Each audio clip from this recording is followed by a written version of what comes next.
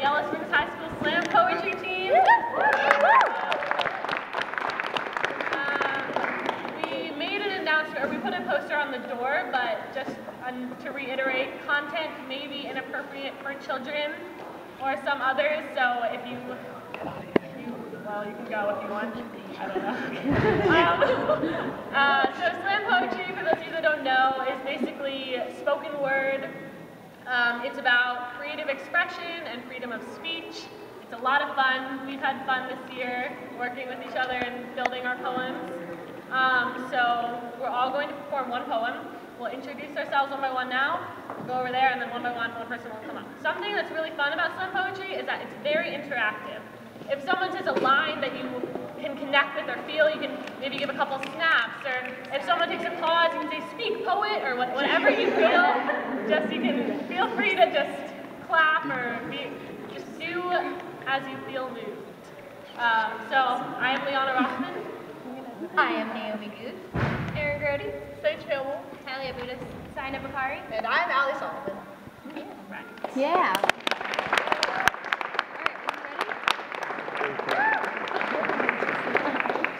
I have the first one, all right, and it's called Life is Music.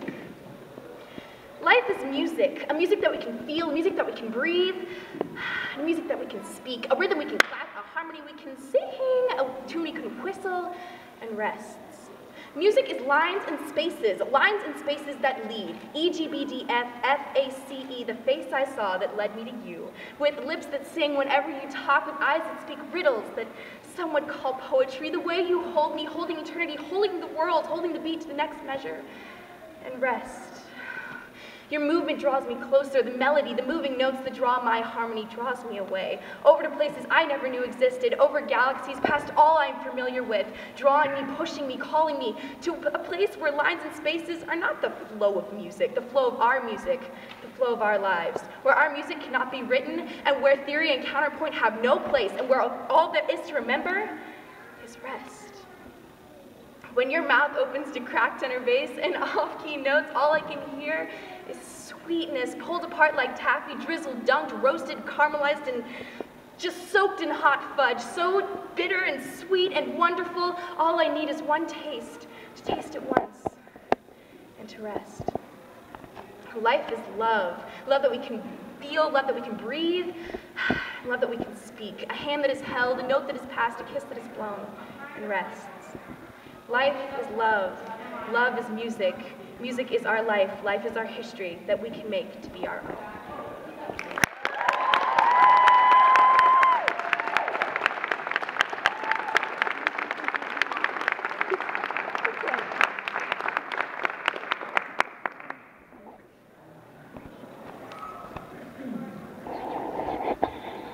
Classic fairy tale.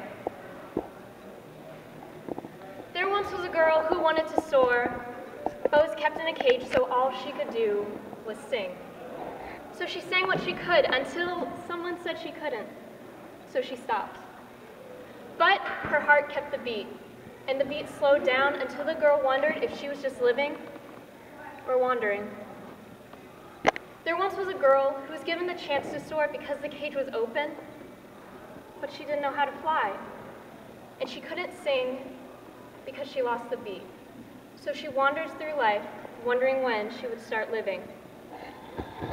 There once was a girl who was given a life, and she gave it to a boy because he said she was beautiful, and she believed him. So she let him take off her shirt and feel her up, and despite his body heat, she was shivering from the cold. There once was a boy who left a girl because he was tired of being cold, and so was she. So she drew on her sweater for warmth, and to hide away her fat, that was anything but beautiful. There once was a girl who met a boy who was warmer than the sun, who could talk with his eyes, and they told her she was beautiful. So she followed her instinct and drew back the curtains to block the beams, because she couldn't stand the heat, and she didn't think she could stand the pain. There once was a girl who wore too many sweaters, and she began to black out from all the heat strokes until each facet of her memory blended together on her canvas skin like watercolors. So she soaked up her parents' disappointment in every negative word she could think of until all she wanted to do was sleep. There once was a girl who was taken to a psychologist who told her she was safe and that everything would be okay. So she took off her sweater and let out the cold she carried until her hour was up. There once was a girl who was told to breathe until she could hear the beat to the song she began to sing. So she sang quietly until someone told her to sing louder because her voice was beautiful.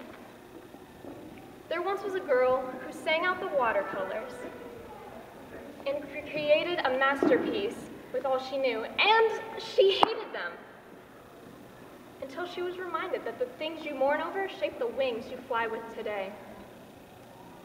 And the same girl decided to etch her regrets and sorrows into stone, to gauge the paper with her being, and to share it with a group of strangers, thinking she could stand the pain one more time.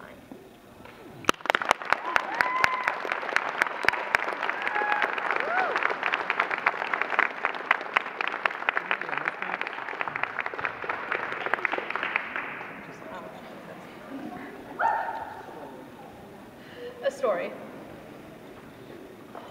I used to be a dreamer, and I used to be a fighter. I even used to believe before I saw things crumble down in front of me. My heart was always worn on my sleeve, and I was so naive that I thought no one loved me because of my non-existent physical beauty. And things were bad, but things got worse, and I was praying for a curse that would inevitably get the ones who left and bring them back to me. But in those months of praying, I shut myself off. I cried so hard and thought so much, where for months I was trapped inside my own head, and for too many nights awake and alone in my bed, thinking, how could this happen to me? But soon I got my wish.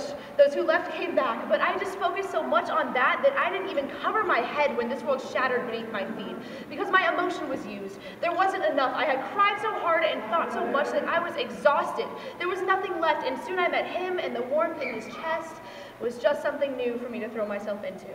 Someone who came and showed me he cared when it really wasn't him who amused me, but just that he was there. And that's when I knew that the things I had been through had taught my subconscious lessons. Lessons on how the people you know will come and go. So don't hurt yourself, baby, just don't feel it in the first place. But I don't want your sympathy, because this isn't about the shit that's happened to me, but what it has done. I thought I had healed by forgetting how to feel, by losing a part that made me sensitive and self-conscious, but that made me melodramatic and sensitive, but nonetheless who I was. So I lived through every day content and at peace, not ecstatic or depressing, but with a lack of obsessing, with my hands pressed to my ears, blocking out the screams of the world that were begging me to hear, pleading me to recognize the way this world should have looked through my eyes. But that unnecessary loss wasn't temporary. I only noticed it recently, when I realized that the past 2 years have passed me by. When I didn't strive or try, because I knew, like Buddha, don't want what you can't have, and I knew I couldn't have because I never got. So I stopped wanting, and I stopped the dreams, and I gave my faith to destiny and surrendered in effort, saying it'll just come to me, and feeling ultimately empty. And when your inabilities are brought to your attention, you question every move you make or thing you say until it's unnatural or inhumane, and the people around you aren't the ones holding you back, but you are. So you need to break out of this newly found shell that feels like hell, but if you do, who will you be? Do you know yourself? Can you fully know yourself? Or will there always be pieces missing?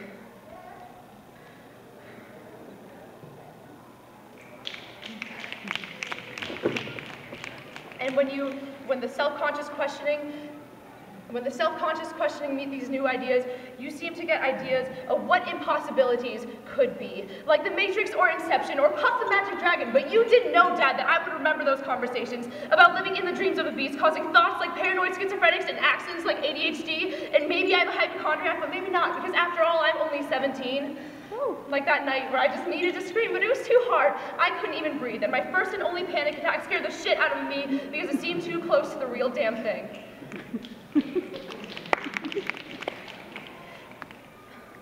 And when you accidentally convince yourself that the world you know doesn't actually exist, there has to be a place that feels like bliss. And I'm praying we don't hear the FGE and the EGD at the end of the song that consistently keep you hoping until it slowly fades out. Because what Sarah said wasn't happy, but would ruin everyone but me, unless they weren't actually presently in existence. Like your eyes projected to your brain. Are we? Am I? Insane? Sanity and insanity, humanity, we're all a bit insane, aren't we? Who's to blame? Who's to blame when you realize after 2 years, you're still trapped in your own personal, intellectual prison cell? 4 letters with an E and a P don't actually mean anything. So you just hope that someone sees and lets you out because you can't shout unless you know some special way you might be able to, like you know how. But like I said, this isn't about me. It's about the personal effort of trying. And we all need to try and see into the eyes of others, setting them free, so they too can, when they wish, tell their own story.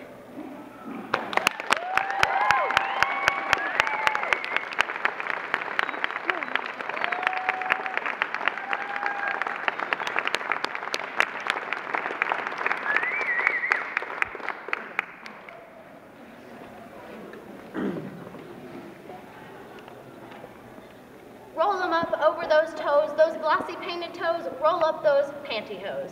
It must be done primly and properly and not very sloppily. So you must apply caution when taking to this feat. Be careful not to cause a rip. And remember, it's necessary to be slim from the thigh to the hip. And everywhere else, of course. But pantyhose are just the beginning. You must be waxed and washed and puckered and plucked and trimmed and tucked, and goodness gracious, always suck in. Because women are the Barbie dolls in the big plastic house, and socially, every woman should let themselves be trashed and tattered and tossed by whoever finds it pleasurable. I say, girls, y'all must be trippin' when I see them sippin' on classy drinks with classy men, all nipped and tucked in a classy manner, of course. Pantyhose smoothed over knees, oh please. Tell me you enjoy holding back every sneeze or never wearing tees. Show me in the Constitution where it says the size of your boobs must be bigger than the size of your waist, and that a woman's worth is measured by the number of rich men she's slept with.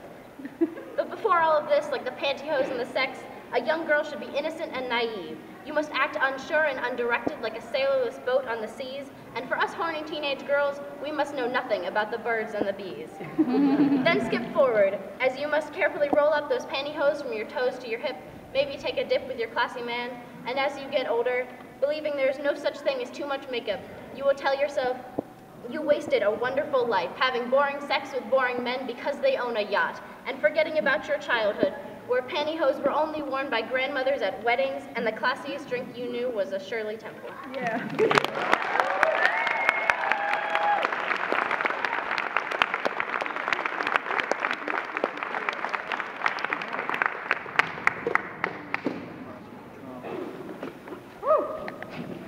This is a poem about love. It's been 5 years since the TV first told me he was gone, not sleeping on the couch or making rice balls with his hands, not singing in the shower off key and out of beat, gone like a moment in time. 5 years since I didn't know what was going on, and I still don't, since I cradled my mom in my arms and had to be strong for her. It's been 5 years since you held my hand, put your chin on my head when everyone wished they had an 8th grade love like ours. Ours with the fuzzy socks and the cinnamon-colored house we'd kiss in. 5 years since I realized how much easier it is when you're 13 to cry over a breakup than a dead brother.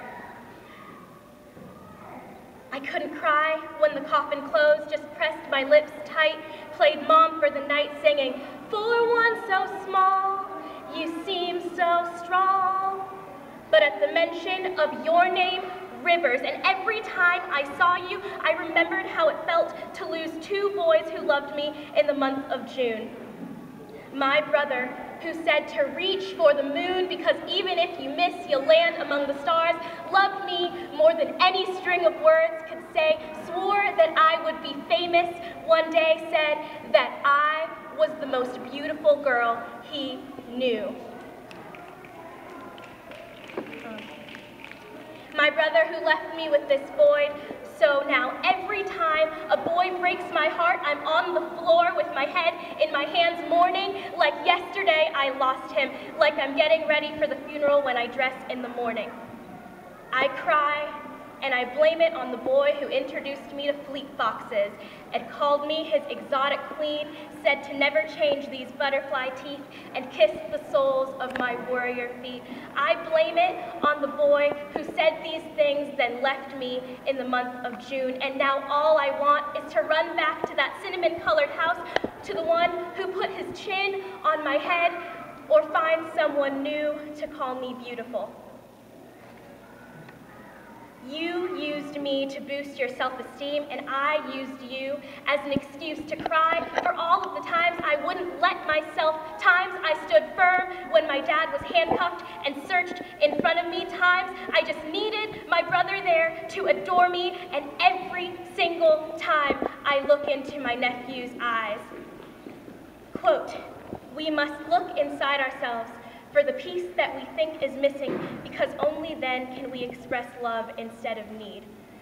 I miss my brother and how his hugs were so tight they hurt, and how he loved it when I sang, "When I fall in love, it will be forever." And he said never to settle for anything less than that. He said that I was a treasure. It's been 5 years, and I know what he'd say. He'd say, "Listen as your day unfolds, challenge what the future holds, stand up and be counted, don't be ashamed to cry." Then he'd say, "Be strong, little girl, you're the most beautiful girl, you've got the rest of your life and the whole wide world." He'd say, "You don't need a man to complete you, and no one is ever going to take this love away from you." He'd say, "Love yourself first, like I love you." He'd say, "Everything you'll ever be, you have always been to me."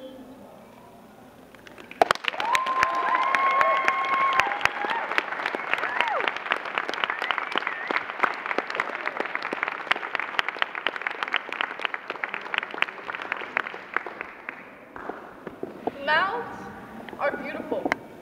The simplicity of the curves and lines that make up a person's character, that speak silently where words are spoken, that define. Mouths define. Emotions, thoughts, wishes, prayers, all whispered through the soft pink lips. Hearts, creased and folded with smiles, where both pain and elation reside. Two seemingly opposite ends of one spectrum, when in reality life is a circle, and truly what goes around comes around, so these opposites in fact unite, cross, overlap.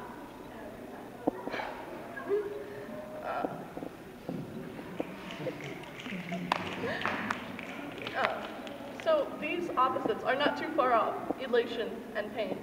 Just ask a wrist cutter. They're not too hard to find these days in this era of self-pity, where everyone is stuck in the rut of immaturity and middle school, where everything that happened around us was blown out of proportion by everyone. So much so that even the older generations now are stuck in their own claustrophobic boxes, which are so dark they can't see past themselves. And now, I'm afraid to grow up, to set long-term goals, because I'm afraid I'll never change.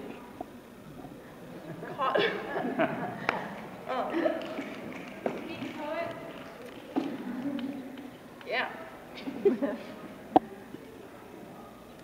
And those who cut their wrists because they actually have something they need to escape, something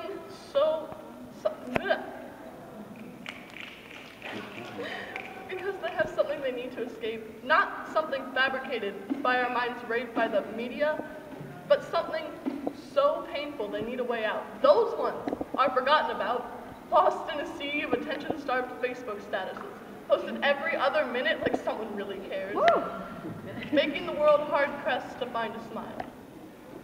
And those lines on the side of your mouth that you let stay even after you laugh prove you're immune to the ignorance, the anti-age propaganda that says to be happy is not what you really want, because you could crack the powdered smooth face of beauty that wasn't yours in the first place, but those of the Barbie dolls lying on your daughter's shelves, staring up at you until you buy that new wrinkle cream, whose active ingredients, if you bother to check, are the exact same as the last one you tried.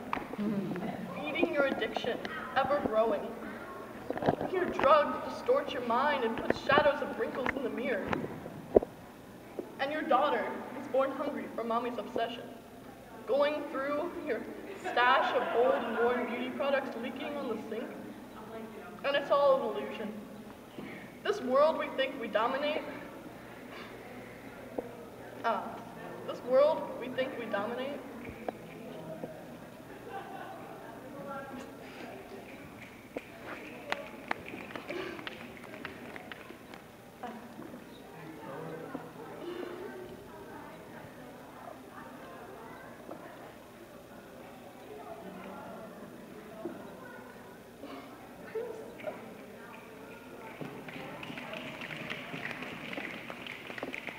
And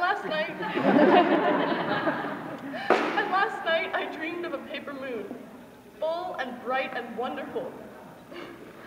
So confident, and the whole time I reached out for it. All I wanted was to stroke the curves, the lines, light, because they reminded me of the lines of a familiar face, and that made me smile.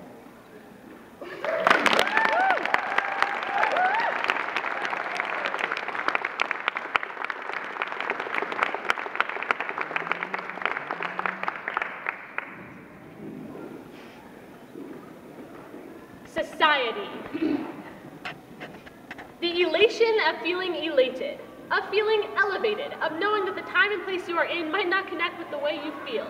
From the time we are young, we look at each other and wonder, how did we get here? Why am I who I am? It is complicated. It cannot be concentrated into one specific trait or quirk I may have. My father once said, you must look deep inside yourself in order to see not only yourself clearly, but others as well. Let's go back to the first grade, when who has a crush on you is a matter of who pushes you down the hardest and most frequently. When our snack time would be goldfish and pretzel sticks, when all we cared about was whose turn it was to ride the unicycle. Let's jump. The fourth grade, when the pressure is starting to come on to be older and more mature. But there was balance. Play dates still occurred, but began to be blurred by wishing that boy would talk to you, or by saying, do you want to hang out? Now we are in the seventh grade, where everything sucks. You have to look good and giggle heinously at a boy's joke whether or not it was funny. Friendships fall apart and everything that happens feels like the end of the world. Freshman year, you are insecure and are pretty sure that the drink you just sipped for the first time is what cat pee must taste like. You are trying new things and sometimes feeling vaguely like, am I too young? But mostly just thinking, I don't remember that boy being so cute before.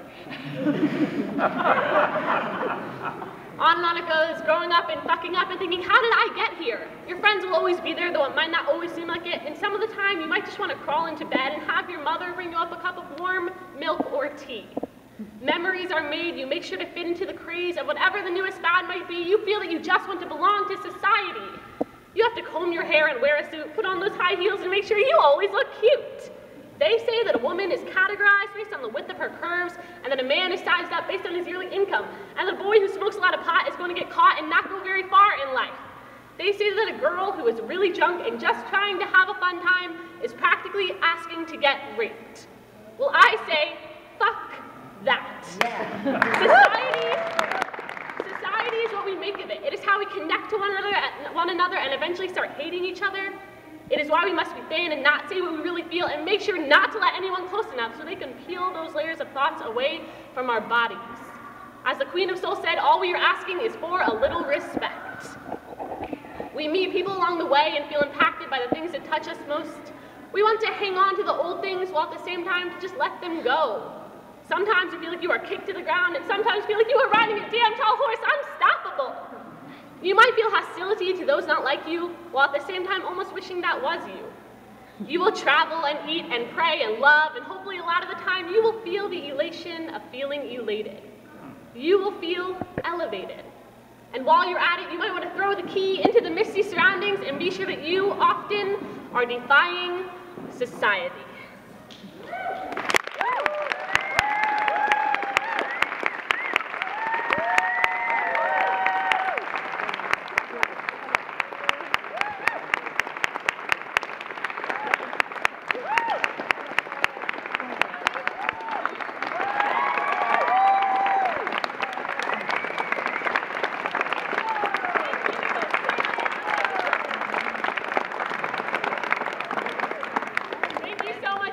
coming. This was many of our first times performing in front of an audience. You guys made it great for all of us. Thank you very much. Yeah.